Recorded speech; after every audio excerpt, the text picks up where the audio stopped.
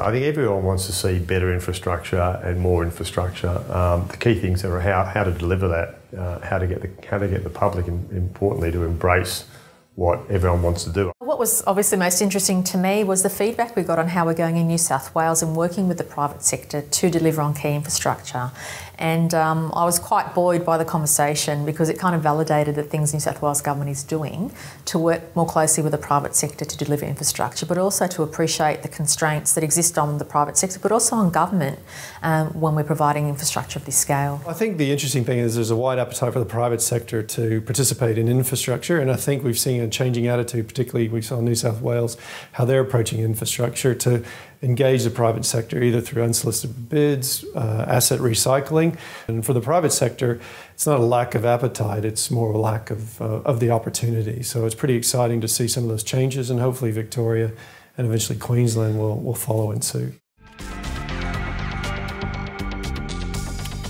I think part of the challenge is infrastructure is something that provides long-term benefits, and it's very hard to, in the passages of short periods of time, promote those long-term benefits because it's very costly. The infrastructure costs a lot of money to put in place. The benefits are drawn out over 10, 20, 30, 40, 50 years.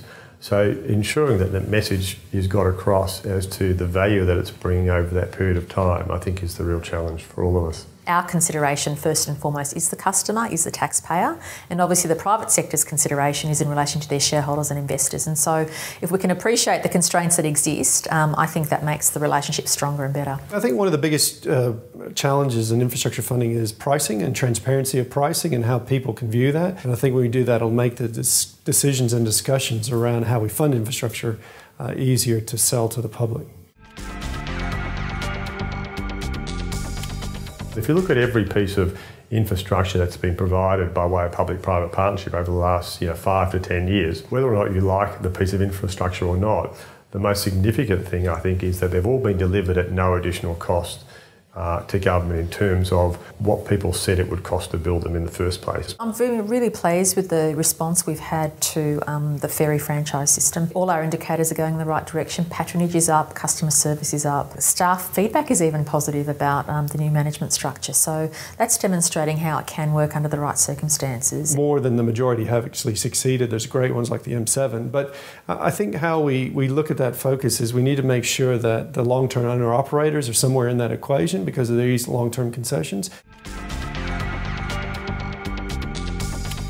Well, despite Australia being a long, long way away from everywhere, people want to invest here. The contracting market in Europe, they all want to come to Australia despite the distance. So I think we will have no shortage of people wanting to do business here. What I've experienced in the process of the North West Rail Line and also the Light Rail project, which we've started planning for as well, is the amount of confidence the private sector now has to invest in our state.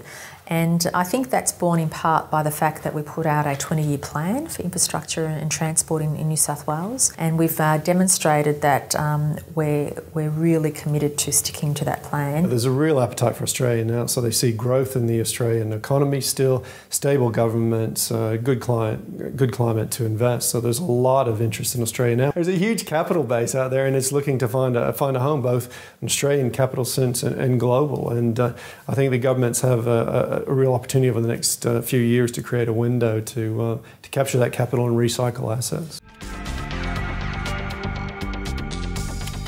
I think there are different financing models that we can adopt here that have been adopted elsewhere.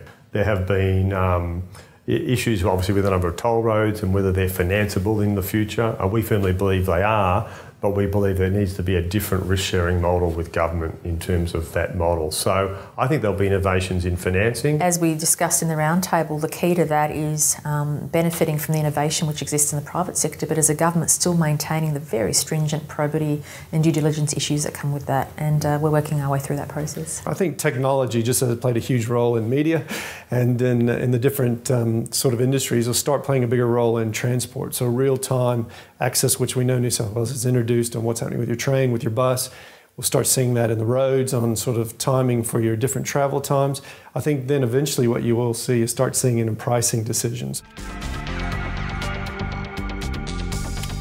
Well, I was encouraged by the Minister's comments that they're very receptive to proposals that are unsolicited from the private sector. And I think that's one area where Australia and New South Wales in particular has missed out for the last 10 or 15 years. I know at Macquarie we would love to be providing the government with new ideas and discussing those on a bilateral basis. When we came to government 2 years ago, New South Wales was a very different place to where it is now in terms of business confidence. It's really a whole of government approach we've adopted to how we manage infrastructure that's really made that difference. And I think that's what the private sector wants, but more importantly, that's what our customers want. They want to know that we're building on the future, that we're providing day-to-day improvements, but that we also have the big public transport infrastructure projects in mind as well. I think the business community is pretty solid, and I think most of the state governments know where there has to be. I think we just need that sort of the groundswell of overall sort of solidarity amongst the business community, both sides of politics, to make sure we bring the public along. I think that's where really we are, is make sure we bring the public along.